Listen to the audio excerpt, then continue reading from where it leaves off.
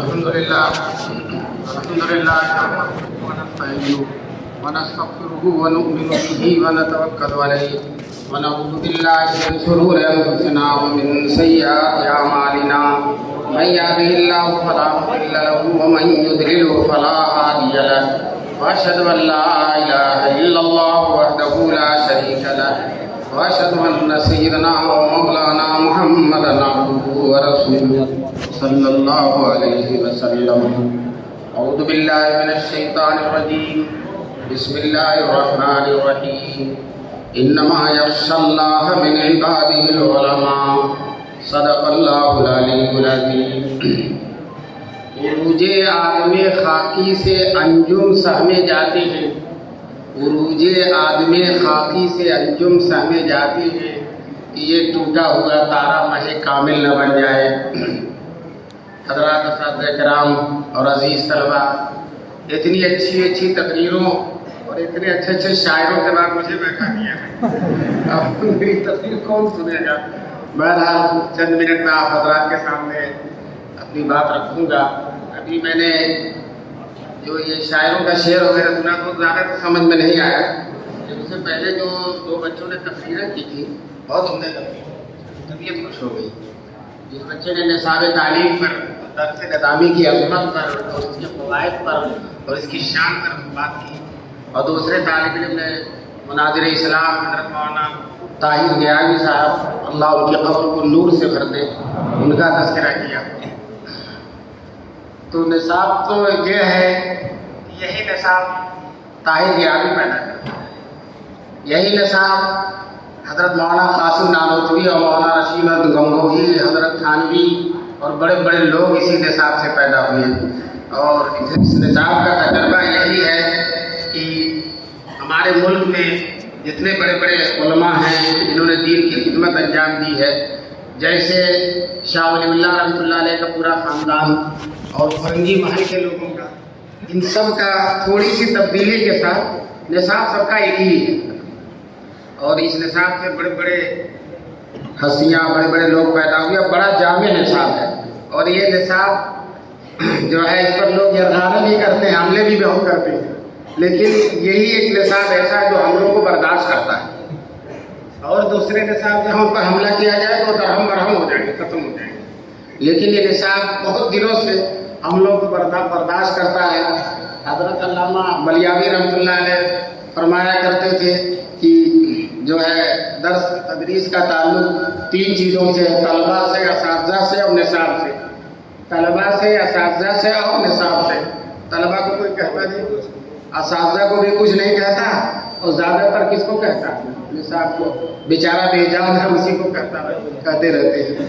بہرحال بہت زوردار، بڑا ہی اہم عظیم نصاب ہے. اس میں کوئی کتاب ایسی نہیں ہے جو تبدیلی سے خالی، تبدیلی کے لائق ہو. ساری کتابیں اپنی اپنی جگہ پر بالکل برمحل ہیں.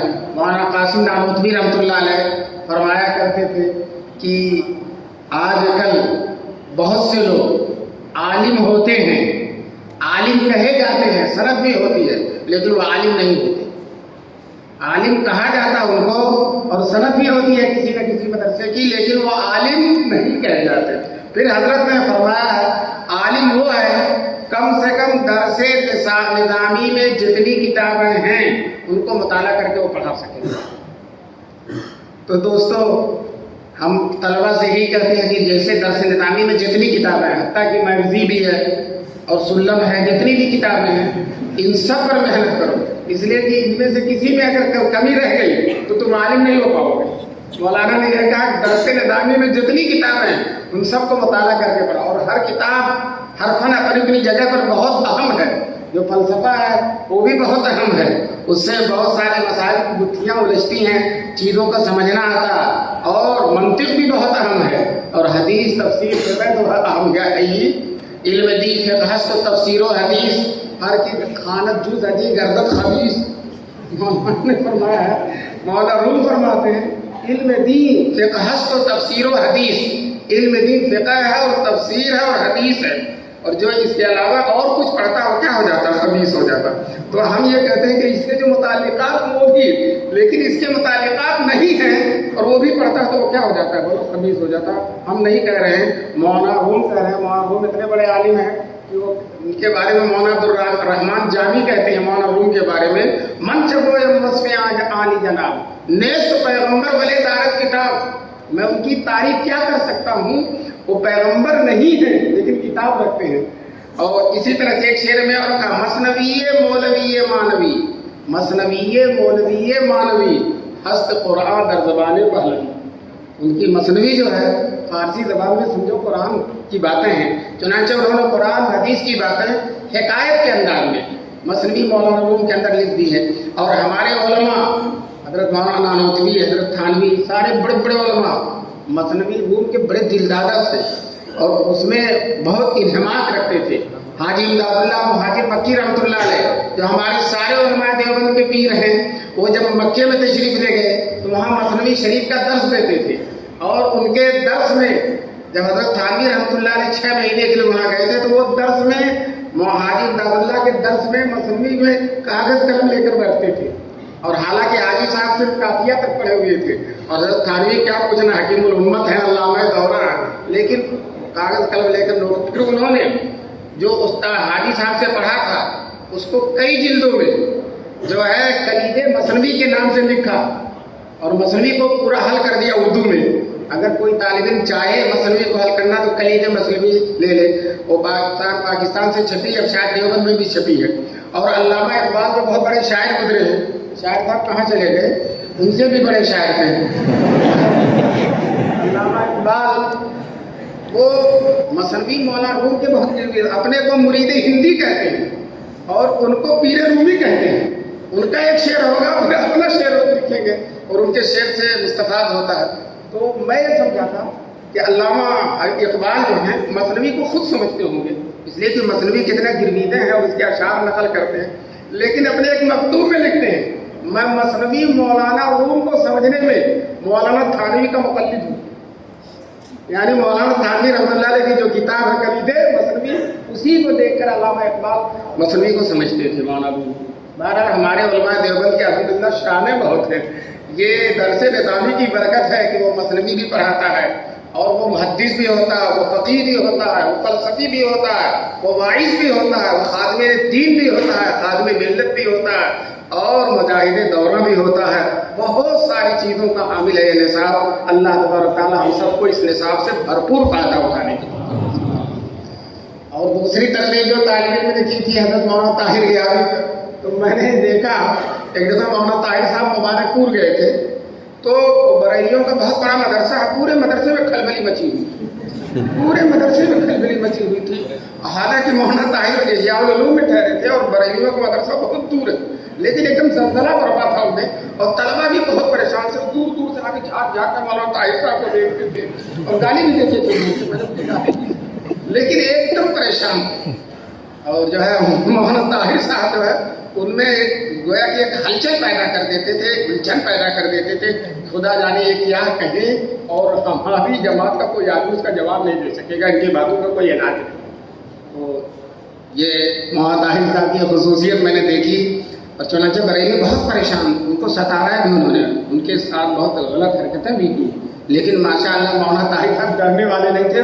اکیلے جو ہے تقریر کرتے تھے اور کوئی خادم ودم بھی ساتھ نہیں رکھتے تھے، آتے جاتے بالکل اکیلے. میں نے ایک دن مولانا طاہر صاحب سے کہا، مولانا آپ کی صحت زیادہ اچھی رہی اور آپ کا وجود بہت قیمتی ہے، ہم چاہتے ہیں زیادہ دن تک آپ کا وجود باقی رہے، ذرا تقریر 3 گھنٹے کے بجائے 1 ہی گھنٹے کی کیا، 3 گھنٹے کے بجائے 1 ہی گھنٹے کی کیا کیجیے.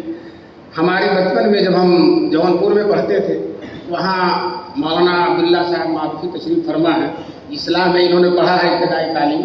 وہاں کسی صاحب نے عصمت انبیاء کے خلاف کوئی مضمون لکھا تھا، تو وہاں کے دیوبندی لوگوں نے سرائے میری ہی میں خود بہت بڑا اجلاس کیا تھا اور اس میں خاص طور سے مولانا طاہر صاحب غیابی کو بلایا گیا تھا ان کا علاج کرنے کے لیے. تو ہم حسینیہ میں پڑھتے تھے، عربی منجم میں گئے تھے وہاں سننے تقریر. تو کسی نے مولانا طاہر صاحب سے کہا جب سے پہلے ذرا اچھی تقریر کیجیے گا، یعنی ذرا تقریر زبردست کیجیے گا، کرے اور آیا کس لیے वो कभी भी हिम्मत नहीं हारते थे, बे हौसलगी की बात, हमेशा हौसले में रहते थे। कभी किसी से मरूब हो जाए ये उनके अंदर नहीं था। बिल्कुल कोई भी फिरका हो, अहले हदीस हों, जमात इस्लामी वाले हों, और खुसूसी ये फिरके बरेली हजरात हों, ये कभी भी मौलाना ताहिर किसी से दबे नहीं। चुनांचे जहरिया के मनाजरे में मौलाना ताहिर ही सबसे आगे रहे और बेहतरीन जवाब दिया। चुनांचे दारुल देवबंद के रईसुल मुबल्लिगीन मौलाना इरशाद साहब ने यहाँ सिफारिश की कि मौलाना ताहिर को पगड़ी दे दी जाए। दारुल की बारिशों की आखिर में कुछ गड़बड़ी हो गई थी, फारिग नहीं हो सके थे, लेकिन सारा फैज यहीं से निकल गए। और दारुल ही के खादिम थे और दारुल ही के फैज पहुँचाने वाले थे, और अरबी हफ्तों में पढ़ते थे। कुछ स्ट्राइक वगैरह हो गई थी तो कुछ लड़के उन्होंने मदरसे से अलग होकर ईदगाह में मदरसा शुरू कर दिया था, और मौलाना ताहिर ने दौरे की किताब पढ़ना शुरू कर दिया था। तो बहरहाल अजीज शख्सियत थी, तुम बच्चों उनको नमूना बनाओ अपना, और उनके जैसी सलाहियत पैदा करने की कोशिश करो। ये बज़्म सज्जाद का जो इजलास है, मैं बहुत दिनों से इसमें शरीक हो रहा हूँ। मेरे उस्ताद मोहतरम हज़रत मुफ्ती ज़फ़ीरुद्दीन साहब, अल्लाह उनके कब्र को नूर से भर दे, और इसी तरह से उनसे बड़े उस्ताद मौलाना मोहम्मद हुसैन साहब बिहारी, जिनसे मैंने अबू दाऊद शरीफ पढ़ी, और ये दोनों हजरात इस प्रोग्राम में ज़रूर आते। और मुफ्ती ज़फ़ीर साहब की ज़बरदस्त तकरीर होती थी, और तकरीर में वो उनकी तकरीर अजीब होती थी। लड़कों को उनकी तकरीर से बड़ा हौसला मिलता था, कुछ बन जाने का जज्बा पैदा हो जाता था। चुनांचे असलाफ को बहुत याद दिलाते थे, तुम्हारे असलाफ ऐसे थे, तुम्हारे असलाफ। मौलाना बिहारी साहब वो तो तकरीर नहीं करते थे, वो बैठे रहते थे। जब मुफ्ती ज़फ़ीरुद्दीन साहब तकरीर करते थे, स्टेज पे बैठ जाते थे, तो मौलाना बड़ा दिलचस्प आदमी को कहने लगे कि देखो शामिली को जरूर छेड़ेगा जंगे शामिली को जरूर छेड़ेगा, मैदान शामिली को जरूर छेड़ेगा। उसके थोड़ी ही देर धीरे धीरे फुसुक फुसुक करते थे वहाँ, और वहाँ कहते उनको थोड़ी देर बाद मैदान शामिली पर आ जाते थे और जबरदस्त कहते थे। ये शामिली अजीब चीज़ है ना। अनवर साहब साबरी कहते हैं, मुल्क को मिल्लत की तरफ से कर दिया तुमने अदा। अगर मदनी के बारे में कहना, मुल्क को मिल्लत की तरफ से कर दिया तुमने अदा। रस्म गाहे शामली से जो चला आता था बैल, जो एक कर्ज रस्म गाहे शामली से चला आता था, और कर्ज यही था कि हम हार गए थे, अंग्रेज जीत गए थे। उस कर्ज को शेखुल इस्लाम ने अदा कर दिया कि वो जीत गए और अंग्रेज हार। अरे भागना पड़ा कि नहीं भागना पड़ा, खत्म हो गया, और उसका नाम निशान मिट गया। और जो है कैसा कहाँ था, कहाँ रहता था, कैसे रहता था, बिल्डिंगें छोड़कर इमारतें छोड़कर चले गए। और फतिल का मसाकिन लम तुस्कम मिन बादी में इल्ला कलीला वाला मंदिर हो गया। उनके खंडरात, उनकी इमारतें पूना में कहाँ कहाँ मौजूद है, लेकिन कोई रहने वाला नहीं। कुत्ता बिल्ली रहती है या पुलिस वुलिस वाले रहते हैं, ऐसे ही रहते हैं। बहरहाल तो ये तलबा हमारी ये तकरीर है, मुझे बहुत अच्छी लगी और मुझे बड़ी उम्मीद है। मैंने शुरू में जो शेर पढ़ा था कि मुझे आदमे खाकी से अंजुम सहने जाते हैं, ये इंसान का जो उरूज हो रहा है, सितारे डर रहे हैं कि हम तो सितारे ही हैं, कहीं ये महक कामिल न बन जाए। तो दोस्तों सितारों को खूब डराओ और महक कामिल बनकर दिखाओ।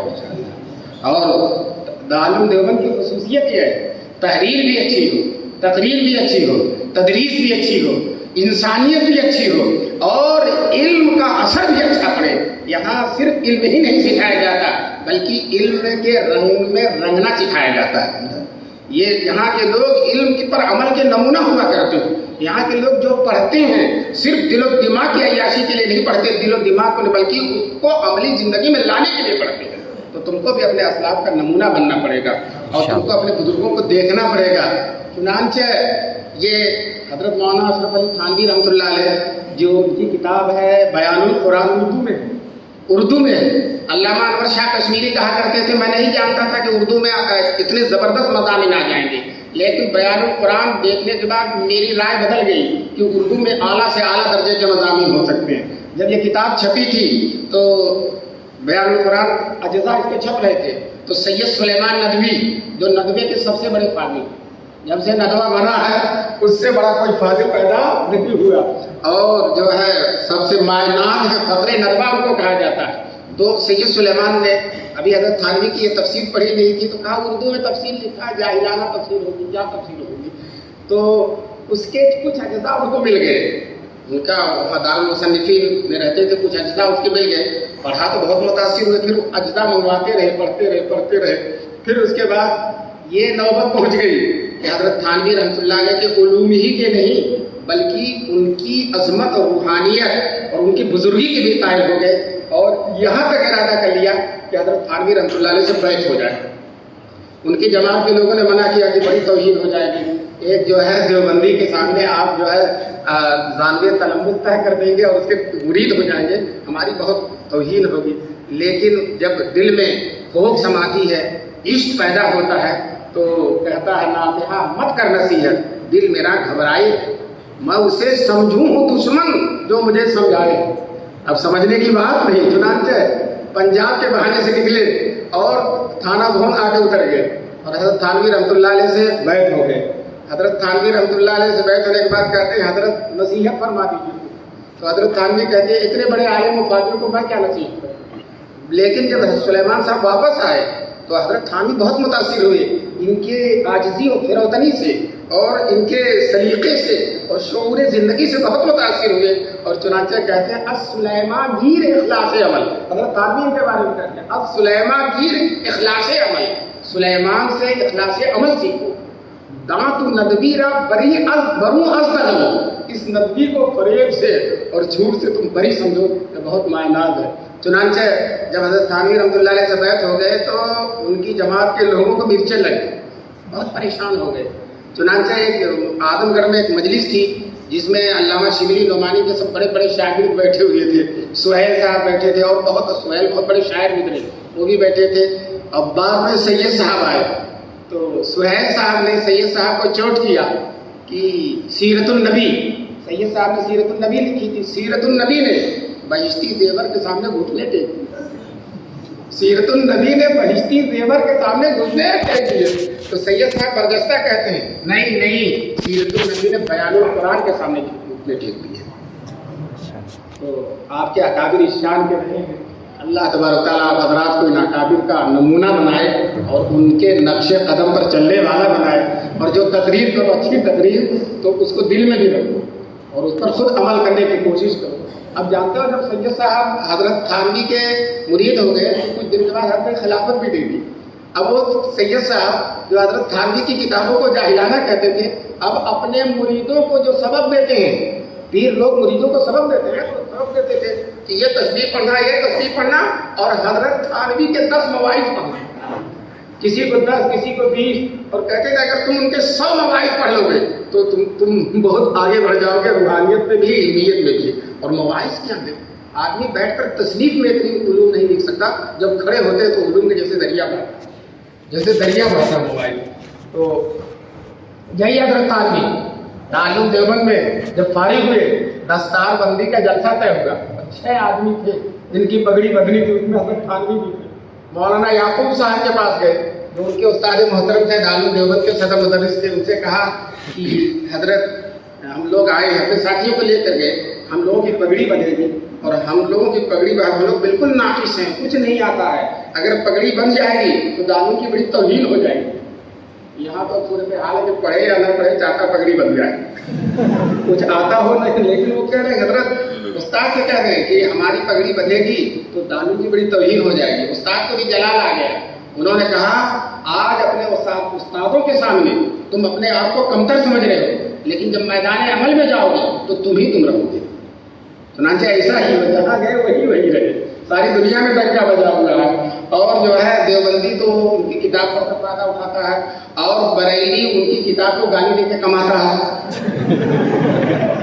کتاب کو گالی دے تو ان کا ذریعہ معاش بنا، ہمارے لیے تو روحانیت ہے اور ان کے لیے کیا ہے بولو ذریعہ معاش ہے۔ جب تک بہشتی دیور کو گالی نہیں دیں گے تقریر میں زور نہیں آئے گا اور تقریر جمے گی نہیں، مجمع خوش نہیں ہوگا۔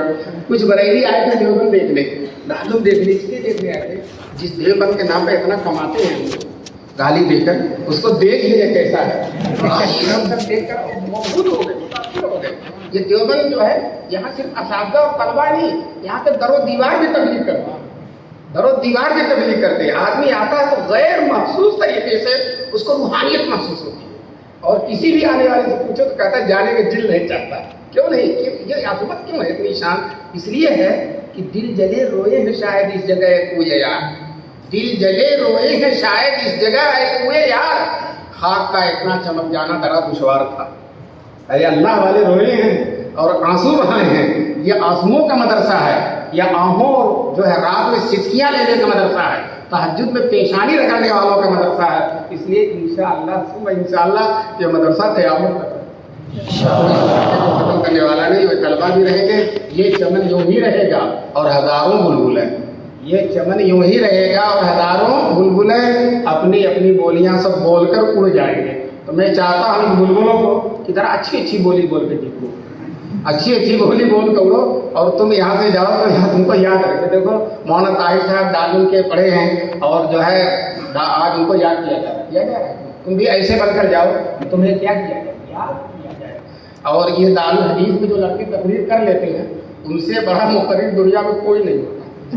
مولانا ابوالوفا صاحب شاہجہاں پوری توتیے ہند کہے جاتے، اتنی عمدہ تقریر کرتے تھے کہ ایک دفعہ بریلیوں میں چلے گئے، بریلیوں کو بتایا نہیں کہ میں دیوبندی ہوں، تو بریلیوں نے طے کر لیا کہ ہمیشہ یہی مولانا بلائے جائیں، حالانکہ وہ دیوبندی تھے، ہمیشہ یہی مولانا بلائے جائیں گے۔ تو پورے ہندوستان میں تقریر کرتے تھے، اگر ادھر بارش ہوتی تھی تو مدراس چلے جاتے تو وہاں ان کی تقریر، پورے سال میں کوئی دن خالی نہیں رہتا تھا۔ لیکن دارالعلوم آئے تو طلبا نے کہا یہاں تقریر کی، یہاں جب تقریر کیا تو کہے آج میں مقرر ہو گیا ہوں جب دارالحدیث میں تقریر کر لیا۔